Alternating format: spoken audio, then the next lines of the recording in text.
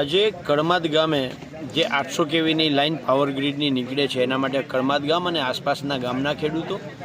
એવી જ રીતે અમે અગાઉ જે 765 કેવીની લાઈનો મોરબી જિલ્લામાંથી નીકળે છે, માળિયા હોય, મોરબી હોય, આ બાજુ જામનગર હોય, બધાએ અત્યારે પહેલો અમારો પ્રયત્ન એ છે કે આના 1885 ટેલિગ્રાફ એક્ટ શું છે, 2003નો ઇલેક્ટ્રિસિટી એક્ટ શું છે, 2013નો જમીન સંપાદનનો કાયદો શું છે, 2017થી 2025 સુધીના રાજ્ય સરકારના પરિપત્રો શું છે, કેન્દ્ર સરકારની આ બાબતની એસઓપી શું છે, રાજસ્થાન સરકારે હમણાં જ જે તાજેતરમાં નવી એસઓપી આપી છે એ શું છે, આમાં કેરેલા સરકારનો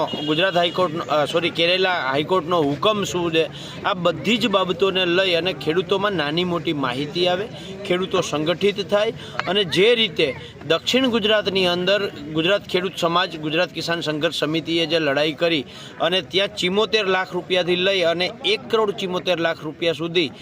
765 કેવીમાં જે જયેશભાઈ પટેલે વળતર અપાવડાવ્યું છે અને નવસારી કલેક્ટરે જે રીતે માર્કેટ ભાવે ખેડૂતોને વળતર આપવાનો હુકમ કર્યો છે, તો નવસારી કલેક્ટર જો હુકમ કરી શકતા હોય તો મોરબી કલેક્ટર કે સુરેન્દ્રનગર કલેક્ટર શું કામ ના કરી શકે? એટલે આ બધી જે ખેડૂતોમાં અજ્ઞાનતા છે એ બાબતે આખી માહિતગાર કરવા માટે અમે આ રીતે 8-10 ગામ ભેગા કરી અને મિટિંગોનું અત્યારે પ્રયોજન કરીએ છીએ અને હું આપના માધ્યમથી, આપની ચેનલના માધ્યમથી